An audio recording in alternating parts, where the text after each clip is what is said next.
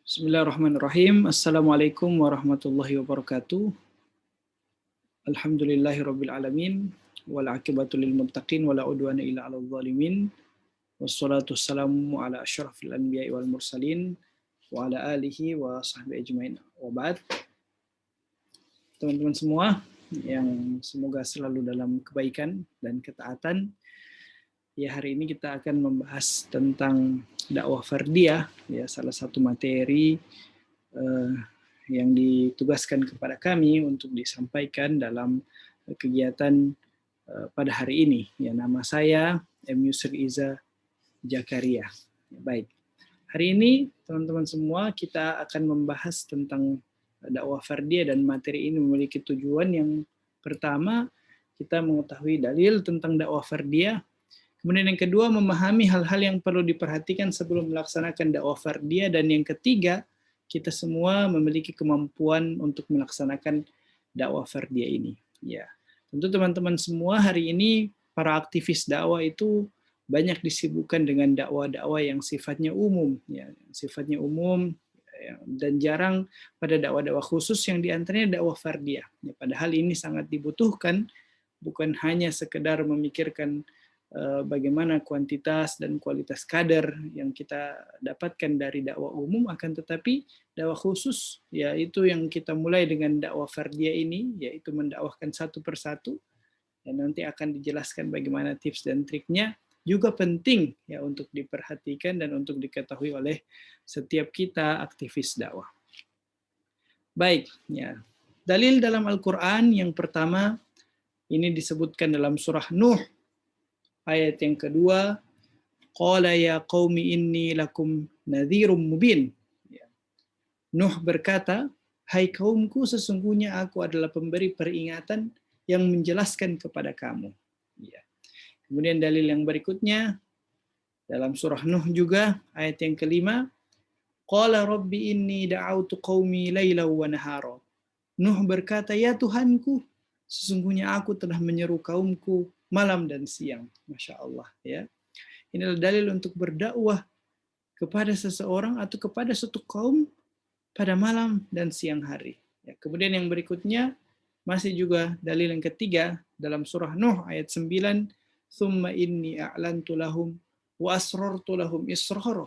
Ya, kemudian sesungguhnya aku menyeru, aku berdakwah, ya Nabi Nuh alaihissalam berdakwah kepada kaumnya lagi secara terang-terangan dan dengan diam-diam. Ini adalah di antara dalil-dalil yang menjadi landasan untuk melaksanakan dakwah fardiyah. Kemudian dalam dakwah fardiyah ini, apa saja yang perlu kita perhatikan sebelum mendekati target kita? Ya. Yang pertama, saat kita mendekati target, ya dakwah fardiyah ini adalah dakwah nafsi-nafsi, ya, dakwah satu persatu. Misalnya kita ya, bertemu dengan satu orang, ya, kemudian kita dakwah, ya itu maksudnya dakwah fardiyah. Ada kemudian bertemu dengan orang lain lagi, ya itulah dakwah fardiyah. Maka ada target-target. Nah, satu orang yang pertama kita jadikan target. Maka apa yang perlu diperhatikan sebelum mendekati target?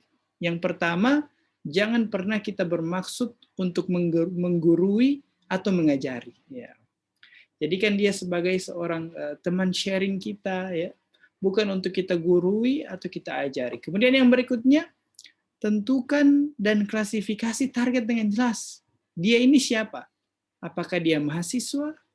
Atau dia mahasiswa itu bagaimana?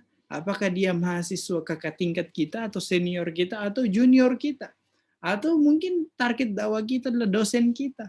Ya, jadi kita harus tentukan, karena setiap posisi, ya, setiap klasifikasi ada cara-cara khusus dalam berbicara. Ya, bagaimana berbicara dengan teman sebaya kita, bagaimana berbicara dengan yang lebih tua dari kita atau lebih adik daripada kita.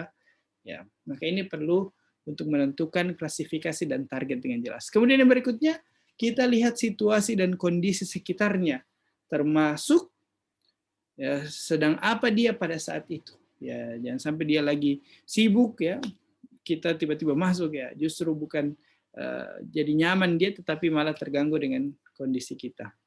Yang berikutnya, perlihatkanlah wajah yang manis, ramah, penuh cinta, ya, tapi kita tetap tenang dan meyakinkan. Dan yang berikutnya lagi yang juga hal yang sangat penting, tampil dengan prima. Ya, ini sangat penting ya.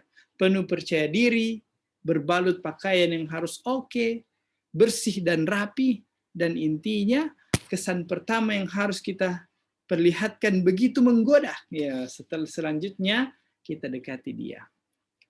Ya. Kemudian bagaimana agar dakwah kita atau dakwah fardiyah kita ini berkesan di hati. Ini juga hal-hal yang kalau tadi apa yang harus diperhatikan sebelum mendekati target, kalau sekarang ya saat kita mendekati target, bagaimana target kita itu punya kesan yang indah di dalam hati kita. Sebab kita baca ini ya, apapun yang dilakukan dengan hati akan membuahkan hasil yang berkesan di hati. Maka yang pertama lakukanlah dengan hati. Ya, ini apa saja yang harus dilakukan dengan hati ini? Paling penting adalah memberikan senyuman. Ya. Jangan kita dekati target kita, kemudian kita dalam keadaan marah-marah, atau dalam keadaan cemburut, atau bermuka masam, dan lain-lain. Yang berikutnya salam kepadanya. Ya. Tentu sapa dengan baik, dan sapanya dengan cara apa? Dengan sopan dan santun. Karena sopan santun itu bisa merubah banyak hal. Ya. Dan bisa memasukkan apa yang kita inginkan ke dalam hati-hati target dakwah kita. Kemudian yang kedua yang perlu kita perhatikan adalah jangan lupa untuk menjabat tangannya dengan erat dan hangat agar dia merasakan energi ukhuwah, energi persaudaraan, penuh ketulusan dan kecintaan. Ya. Jadi salaman ini sebagai penggugur dosa kita juga, tapi tidak boleh salaman dengan non mahram. Ini tentu poin yang kedua ini adalah untuk sesama laki-laki. Ya.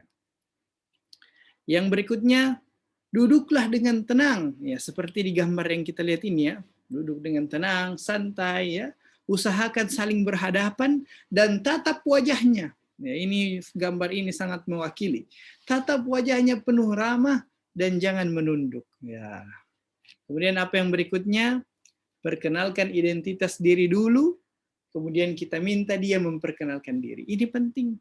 Kita memperkenalkan diri terhadap siapa kita, dan minta dia memperkenalkan diri, dan dari perkenalan identitas tersebut, temukan korelasi atau irisan. Mungkin kita, oh ternyata kita sama-sama satu daerah, oh ternyata kita sama suka makan mie goreng, ya. Oh ternyata kita sama punya hobi, suka berenang, dan lain-lain. Ya. Temukan kesamaan, agar bisa lebih bersahabat. Kemudian yang berikutnya, mulailah pembicaraan yang sifatnya umum dan menyenangkan. Ya, jangan memulai pembicaraan yang sifatnya memberatkan, ya, yang sifatnya susah didengar, ya, terlalu berat untuk diterima. Mulai dengan hal-hal yang menyenangkan. Ya, supaya dia target kita mengetahui, oh, ternyata orang yang mendekati saya ini atau orang yang mengajak saya kenalan ini adalah orang yang menyenangkan. Ya, sebab dia tidak tahu bahwa kita datang untuk mendakwahi dia. Yang dia tahu pada saat kita pertama berkenalan dengannya, kita datang hanya sekedar untuk ngobrol-ngobrol saja dengannya. Kemudian yang berikutnya, usahakan di awal-awal kita lebih banyak mendengar daripada banyak berbicara. Ya, itu kalau orangnya suka ngomong ya, kecuali orang yang kita temui malas berbicara ya. Tentu ada tips dan trik yang lain. Ini hanya garis-garis besar saja. Teman-teman semua bisa mengembangkan sesuai kondisi dan keadaan. Tidak harus juga dengan tips-tips yang diberikan ini, tapi minimal ini sebagai garis-garis besar yang bisa kita laksanakan untuk menggait hati. Ya, kalau dia banyak bicara, lebih banyak kita mendengarkan. Ya, supaya ya ini untuk mengambil hatinya. Kemudian yang berikutnya, kita bisa buka wawasan dan sharing seputar Islam. Lalu ajak dia berpikir mengenai kondisi kaum muslimin ini. Kalau sudah pembicaraan sudah sangat jauh, ya, silahkan. Kita sudah bisa mulai membuka wawasannya dan bicarakan tentang kondisi kaum muslimin hari ini yang banyak mengalami kemunduran. Bisa kita bicarakan tentang kondisi kaum muslimin secara internasional, atau bahkan mungkin kondisi nasional kebangsaan kita. Apa yang terjadi dengan kaum muslimin hari ini, bagaimana hubungan rezim dan kaum muslim dan umat, dan lain-lain. Bisa kita bahas hal-hal yang sudah mulai membuka wawasan tentang Islam dan kondisi kaum muslimin hari ini. Yang penting sudah pas momennya. Ya, jangan sampai belum pas momennya.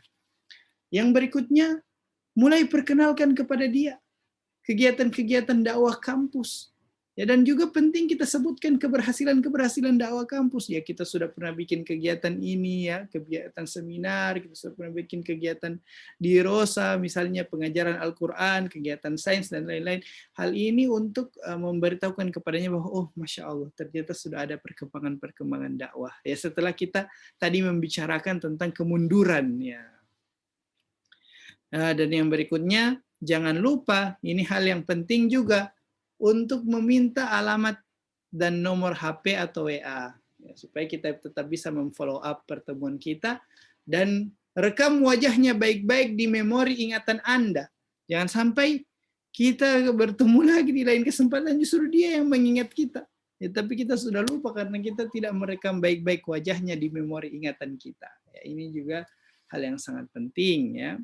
Kalau kita mengenal, kemudian kita menyapa dia lebih dahulu, tentu dia akan merasa luar biasa. Ingatannya, ternyata pertemuan kita hari itu sangat diingat oleh antum ya. Pertemuan kita berdua katanya ternyata sangat diingat olehnya.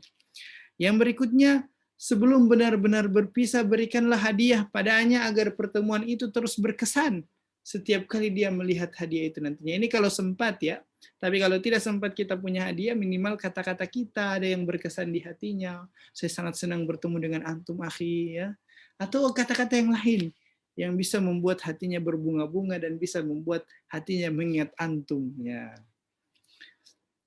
Selanjutnya, ya, jabat kembali tangannya dan biarkan energi ukhuwah persaudaraan kembali mengalir, menyatu dalam darahnya, agar semakin kuat keyakinannya bahwa dia sangat bersyukur atas pertemuan itu. Lalu ucapkanlah salam perpisahan karena Allah. Jangan lupa, yang paling penting adalah ujungnya kita berikan dia hadiah. Apa itu? Harapkan dia untuk ikut tarbiyah. Ya, sungguh masih banyak lagi hal-hal yang sangat penting yang perlu diperhatikan. Tinggal antum kembangkan. Yang kami sampaikan adalah garis-garis besar, karena juga waktu yang diberikan sangat singkat. Ya, terima kasih atas perhatian antum. Intinya kesimpulan dari dakwah ini, dari materi ini adalah bahwa dakwah ini adalah suatu quote dari Ustaz Abdurrahman Efer ya. Dakwah adalah kesiapan, kesanggupan, kerelaan, kelapangan, dan kegotong royongan. Jangan kesendirian dan jangan kesetanan. Masya Allah. Baik, ya. Teman-teman semua, kami atau saya ingin mengevaluasi pertemuan pada hari ini. Ya, materi kita pada hari ini silahkan di-scan barcode ini dan juga atau bisa dibuka melalui link Google Form ini. Ada evaluasi dan kami menugaskan kepada teman-teman untuk mencari orang agar bisa didakwah fardiyahi. Ya, cari orangnya, praktekkan materi hari ini, dan di link ini setelah dibuka ada Google Form pertanyaan-pertanyaan yang harus dijawab, kemudian akan mencantumkan siapa nama target dari antum yang sudah antum dapatkan dan sudah antum dakwahi. Jangan lupa di follow up terus. Syukron atas perhatian antum. Mohon maaf atas banyak kesalahan yang kami lakukan dalam penyampaian materi ini. Subhanakallahumma bihamdik, asyhadu an la ilaha illa anta astaghfiruka wa atubu ilaik. Assalamualaikum warahmatullahi wabarakatuh.